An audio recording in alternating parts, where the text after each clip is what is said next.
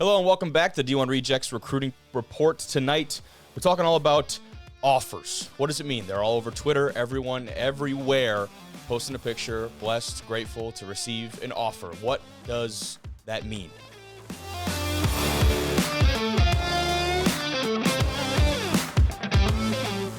I think that's the toughest question, and one that a lot of people in the outside of the football sphere might not understand immediately. With me tonight, Dan Fodrocy. Talk about this. My Twitter feed is full of it right now. Yeah, thanks, Kobe. Offers are the most unique thing, and they've really morphed and changed over the last couple of years. You know, if you go back 10 years ago, kids would post offers, and it was a shock and an awe. You know, you would get a graphic. The colleges would give you that, graphic and kind of post that, or kids would make them themselves, and everyone's like, oh, my goodness, how could they be boasting and talking about themselves? And now it's really become very normal, very commonplace, but it's also taken itself to a whole new level where the offer doesn't even mean what it really means anymore. And that's what we'll talk about tonight. The offer is really unique when you look at a couple different levels. The best way I can break it down is in P4, the Power 4 programs, you're actually seeing a lot of these offers now we're offering you an opportunity for us to recruit you. Yeah. And that's a really unique situation because these programs have become so elite that you just have to even be informed. That's your offer, that we are going to take a serious look at you. And when the time becomes appropriate, then we'll talk about a potential scholarship, the future of potential contracts with the whole NIL salary. But then when you get down to Division II, NAIA, and you start talking about partial scholarships, it's very common for the coaches to say, we're going to offer you, but they do not at that time know what that dollar amount is going to be. And here's the best way that I can explain it. In Division II, at least right now, it's like you're working in a salary cap. Mm-hmm. So at the moment that you've identified a really good player, you see them at a spring evaluation period, they're working out, talk to their coach, and they're like, man, this kid's exactly what we're looking for in the future. Hey, we're going to make you that offer. But we don't know what that dollar amount is going to fit into. We don't know if it's going to be a $500 scholarship offer like a young Dan Fodrocy got, if it's going to be a massive scholarship amount. Because you have to remember now, these college programs are trying to put a team around you. So if they just give you a huge chunk of the pie and they can only put a little bit of talent around you, you're going to struggle to win. But if they can balance that out with academic grants, financial aid, and put together the best possible package for you and 20 other freshmen to build within that program, you got a great chance to compete for a national title, just like the teams that we saw playing this past weekend.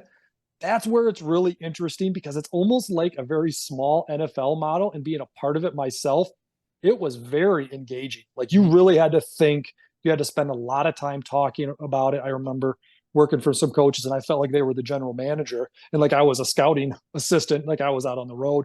And then when you go down to the Division III level that does not have athletic scholarships, it's really offering you a spot on the roster. But what people have to remember, and a lot of time those kids got criticism years ago, it doesn't happen as much anymore because we've realized how difficult it is to play anywhere. Yeah. But at the end of the day, you have to remember, you only have so much locker space. You only have so many opportunities for these players.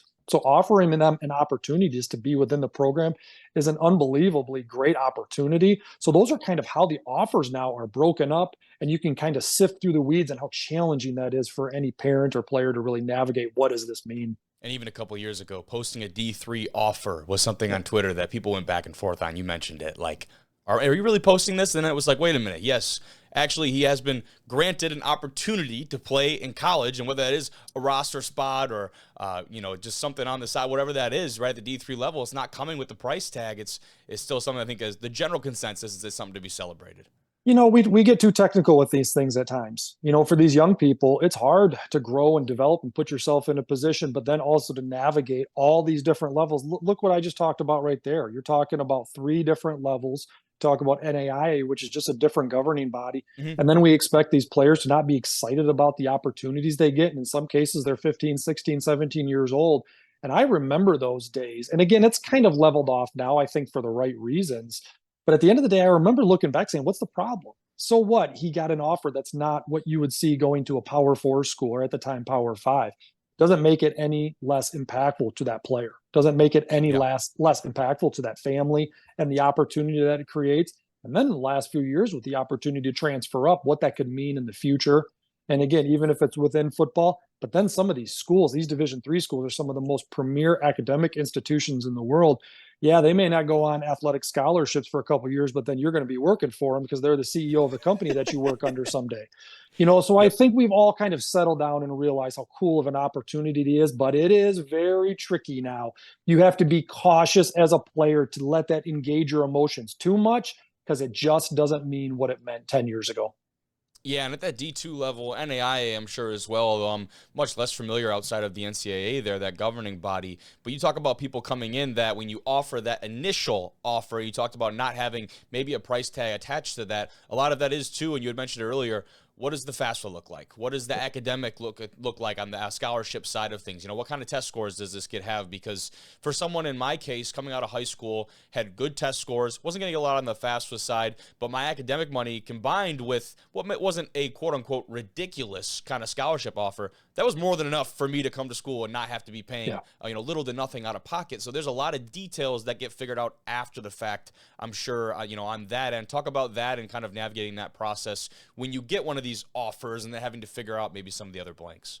It's hard to ask in the moment, what are the details of this? Mm-hmm. Because again, as I just said, the college coaches might not even know. So you have to really take some time and step back and talk with your family about, okay, we know that I'm an offerable player. I'm going to get some form of a scholarship, and doing your research on that school and that university and knowing what is going to be doable. Put yourself in a price range window and know that, okay, if I can get to a point where I've got $3,000-$4,000 out of pocket as a family, as a player, I can handle that and then continue to grow and stay in that school and stay in that university and grow as a player and grow as a student athlete is just critical. But those are the conversations that need to be had as family members, players, more so than excitement about just receiving an offer. And that's kind of the unique thing about, again, Division II or any partial scholarships. I think a lot of times players attach dollar amount to perception, right? If I get a full scholarship, one of two things you start thinking. Number one, I think I'm better than I am.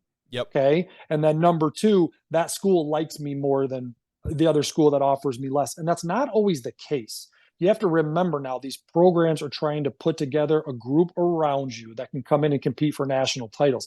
Almost all the programs we've talked about have been in the playoffs. But all the programs that I've been around have always had that ambition, that excitement to want to compete in the national stage.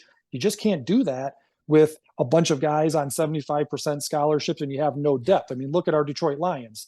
They're in a tough spot because of depth. You have to prepare for that as a coach. So sometimes you have to take your emotion and your perceptions out of a partial offer and think that this isn't them saying what they think about me. It's them talking about value for me and also for the entire program. And that is a critical piece that gets overlooked. And it takes a lot of time. It takes a lot of consideration on the college coaches side, but also on the family side too. And that just is something you just have to wait out and you have to be patient.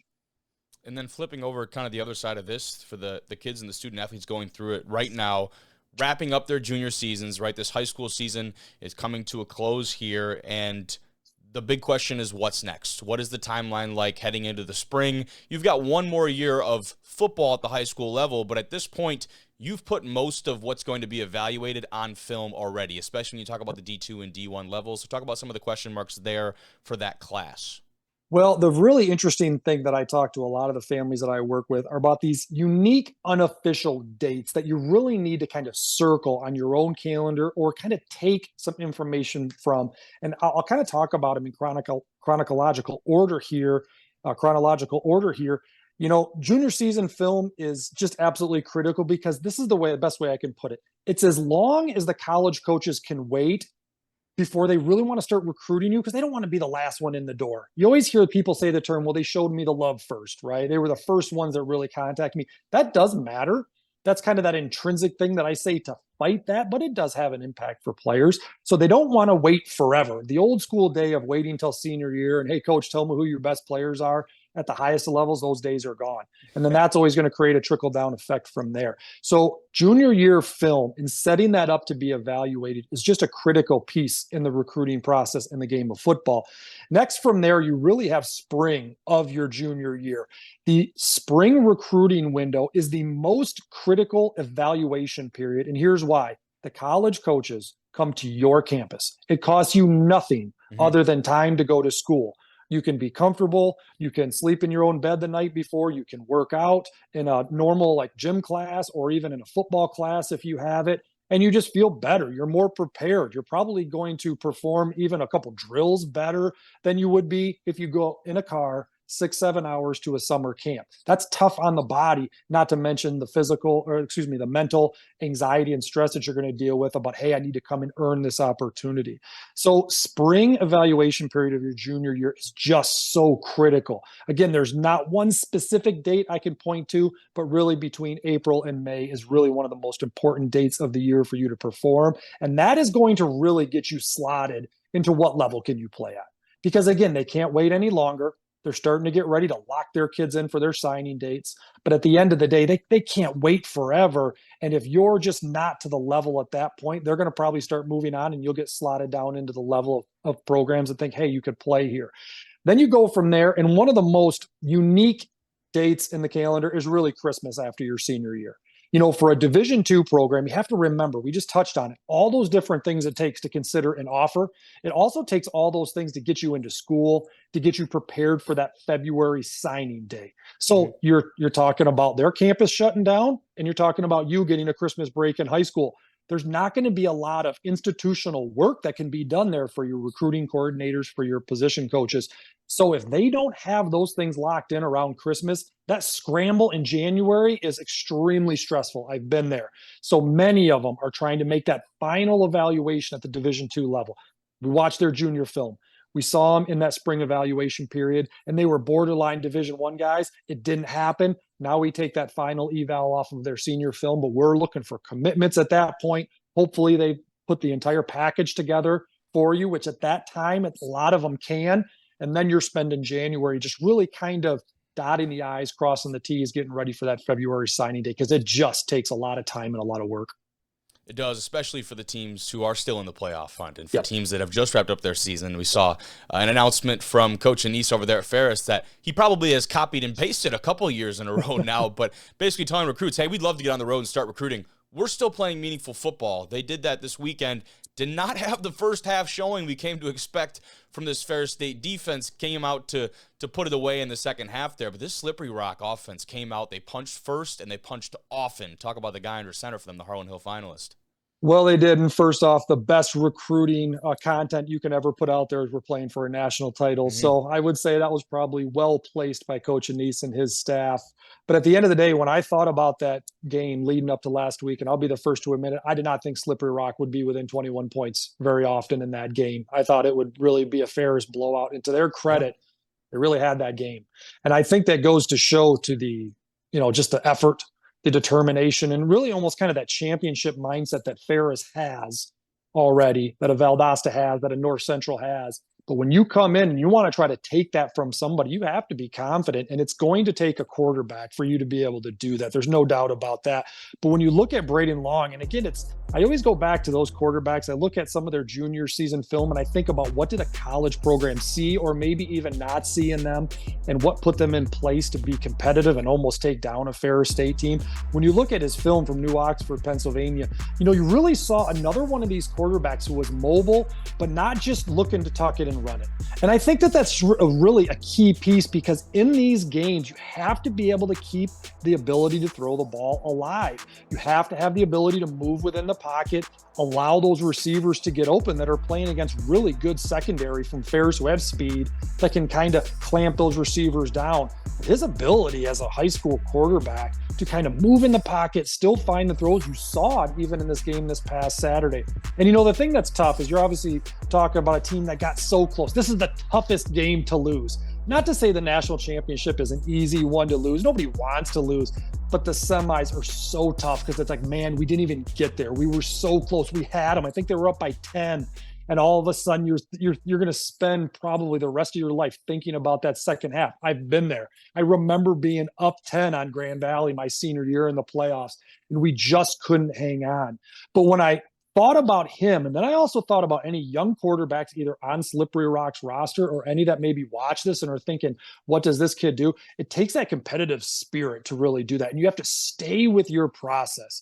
You don't have to make these drastic changes. You have to continue to work on your craft. You just have to be a little patient at the quarterback position, and you have to just keep knocking on the door. You have to strike when that opportunity comes. They were this close. If him or the next class gets themselves ready, puts themselves in a position where they do that again, they very well could win that last game, because you could see it from high school film. He looked like that same competitor that we're talking about with all these championship level programs.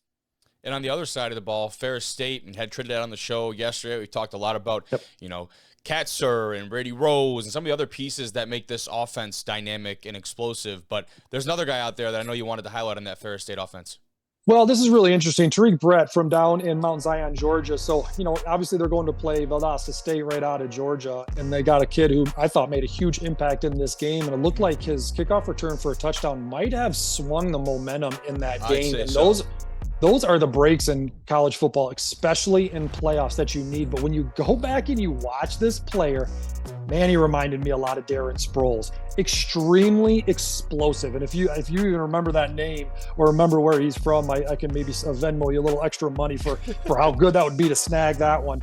But Taariik Brett was a player down in Georgia that was probably overlooked by SEC players, probably because of his size.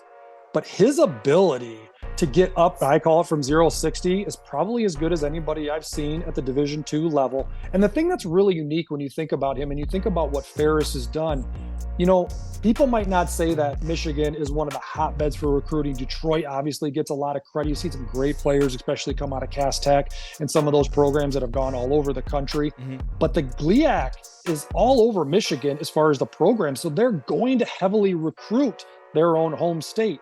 You also see an Ashland coming up. You see a Tiffin coming up. So I think what Ferris has done, they've done a really good job of saying, okay, we're still going to do a great job in our state, but we're going to go selectively find some players down in Georgia. I know Coach Anise and the staff go down to Florida and do a great job down there. And you don't need 10 players from that, but you need one difference maker, because that one difference maker could make one play in the playoffs and could get you to that national championship game. And you saw it in Taariq's film, just his ability to make people miss, his explosiveness. Maybe an FCS probably missed on him, in my opinion, but he's obviously taken advantage of this opportunity, and good on Ferris for realizing that we're in a heavily recruited state within our division. Let's go find one or two playmakers down at a state that might be overlooked a little bit. Georgia was one of those. You mentioned Florida. They had quite a few big-time playmakers from the Sunshine State that were all over the field on Saturday, and that's kind of become a staple of this Ferris State team, which is funny enough. People always associate these playoff games, the cold precipitation up in Big Rapids, and they continue to go and get these guys down there. That seems to – national championship must outweigh snow and bad weather when it comes to Ferris State. But on the other side of the bracket, we had a Minnesota State team that went into Georgia against Valdosta, and the big question mark was whether or not the Mavs offense could keep up with the potent passing attack, Sammy Edwards and company under center for Valdosta, there, and they did. They kind of did that, and they matched it for a majority of this game. Even when they were down a couple of scores, the confidence never wavered. Talk about this Mavs squad.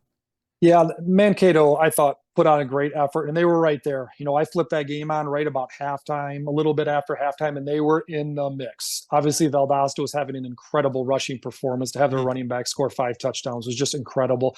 But it wasn't like Mankato was just deflated and down. They were battling. They were into it. Their running back, Sam Backer, which first off is like one of the greatest names to play college football ever. I mean, outside of Steel Fortress, Sam Backer is just a phenomenal name.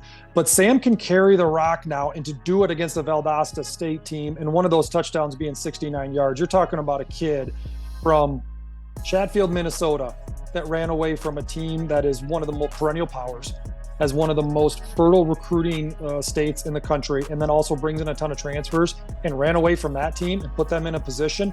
What you saw from his film, and again, here's another player that I went back and watched his junior film, extremely explosive, but maybe lacked that wiggle that a lot of people love to see at the running back position, moving laterally side to side, making people miss, especially at the second or third level. But he was prepared, and he came in and executed very early as a redshirt freshman in a program for a team that Coach Hoffner said was kind of a dream year for him. That's what it takes. It takes, as a college coach, being very committed to what you see and what you know, and then going applying it. You don't have to get out of your wheelhouse. You can continue to recruit players from your home state.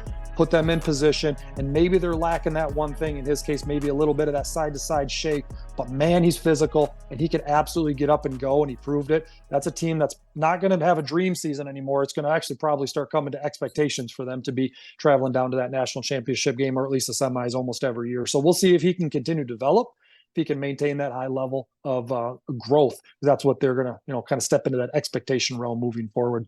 Absolutely. And then looking ahead now to the national championship, we go back to the Bulldogs, Ferris State, that defense, one of the best linebacking cores in the country right now. We're going to talk about Konnor, who went to Oklahoma just a year ago after winning a national championship and being an All-American. He's joined by the likes of Cephas Apayer there, and that linebacking core, those two have been difference makers. They've been disruptive, paired obviously with a great defensive front in that D-line unit, but this Ferris State defense across the board is scary. Well, Konnor is an extremely impressive player, and for him to be able to go to Oklahoma and even get that opportunity shows his skill set. But here's another unique player out of St. John's in Michigan, and I remember recruiting him. I remember at least watching his film in my last year of coaching. And when you think about what he could do off of that film, I use the term he's extremely face tough. He will strike you. He is not ducking his head. He's got his eyes up, which is what we try to teach as coaches. But some players just have it naturally because they have zero fear in hitting people and using their physical skill set. That's exactly what Ferris has been built on. But I thought what was really unique about Konnor is his 0 to 60 is much better than what people I think would give him credit for. And especially in the college game where you're playing in space so much more. You're not just running into A-gap striking people all the time. You're getting jet sweeps. You're getting quick bubbles out there. You're also even getting the quarterback who pulls it and runs it. No matter who you're playing in the GLIAC or when you're going out to Pitt State, you're going to have an athletic quarterback carrying the ball. You've got to be able to play in space. And I think he's probably underrated for his athleticism. You could see it in high school. He's going to be a critical piece, and not just one guy, but you said it, that linebacker group, the entire front seven, including any alley outside linebackers, are going to be critical in their ability to shut down Valdosta's run game, because that's probably, in my opinion, going to make or break who's going to really take the national title. So if he can step up, continue to play with that physicality, force the ball to the perimeter, I think he's got the side to side and the ability to play in space where they can really shut a team down in both outside and inside game. Extremely impressive. You could see it in high school. I'm really not all that surprised he found himself an opportunity at Oklahoma, but really glad to see him back at Ferris. And he's been there, right? Like many of these Ferris State Bulldogs, they've been and played in this environment. Some of them, remember this game against Valdosta just a few years ago, and that's the crazy thing about it. These teams meeting for the third time in the national championship in the last 7 years, and you talk about that linebacking core and doing it against a good slippery rock offense. I would argue one of the best offensive backfields, Chris Dior, Dries Lawrence, some of the best running backs in the country. They're able to hold them and really minimize their impact. But finally, on the other side of the ball, Sammy Edwards, under center for this Valdosta State team. Edwards has been ridiculous over the course of this year, a Harlan Hill finalist, and he's got weapons across the board. Yeah, I mean, Sammy's really interesting. Here's a player that they went down into Florida, the old border battle between Georgia and Florida, but them going down to Florida and finding a quarterback, that's extremely impressive. The thing that's really unique about Valdosta is it really doesn't matter who the coach is, who the players are. They're in it almost every year. I mean, this is probably shaping up to be, and I kind of expected them to win and get into this position. You're talking about probably the most tradition-rich program in Division II. You're probably talking about them being right there with Ferris currently, but maybe even going back a little bit further. Just a little bit more tradition than Ferris had. You're talking about a team that's probably surpassed Northwest Missouri and expectations to be there year in and year out.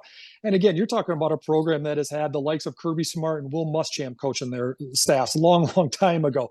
You're talking about some of these great players that have won Harlan Hills that are now coaching at the highest of levels. It's almost becoming like the cradle of college football in a way, not just coaches, but players. I was watching Buster Faulkner call plays, and I remember when he was playing at Valdosta. So you're just talking about such a high level of expectations, and Sammy does it. But here's what's really unique. When you go back and watch his film from St. Augustine in Florida, he had 31 touchdowns as a senior. This wasn't exactly some kid that was like overlooked. It had a lot of work to do. Extremely productive. Finds himself at Valdosta State and has now put them in a position to contend and win a national title.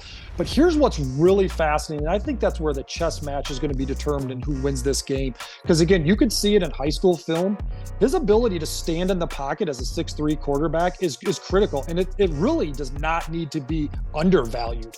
I've talked a lot about quarterbacks on this show, guys that have the ability to move, get out of the pocket a little bit. Well, they're shorter. it's hard to see over those big offensive linemen that you bring in a Valdosta because you can attract that kind of skill set, that kind of talent.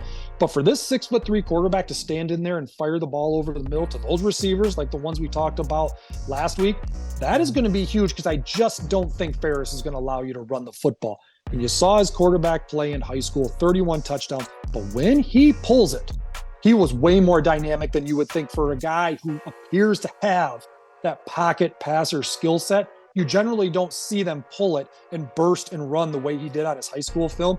Probably going to be the key in the game. Obviously, the quarterback between him and Trinidad, whoever plays better is ultimately going to win that game. But I could see him, based off of that high school film, going out and just having an unbelievable game. Seems like he's going to be ready for the task if Ferris can shut that run game down.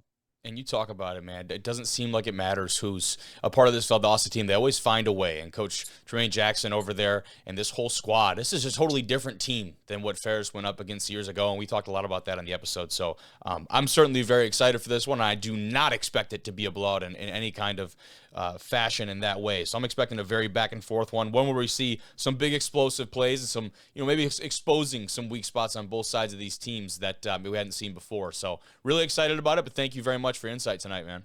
Yeah, thanks, Kobe. That was awesome. We're looking forward to the game.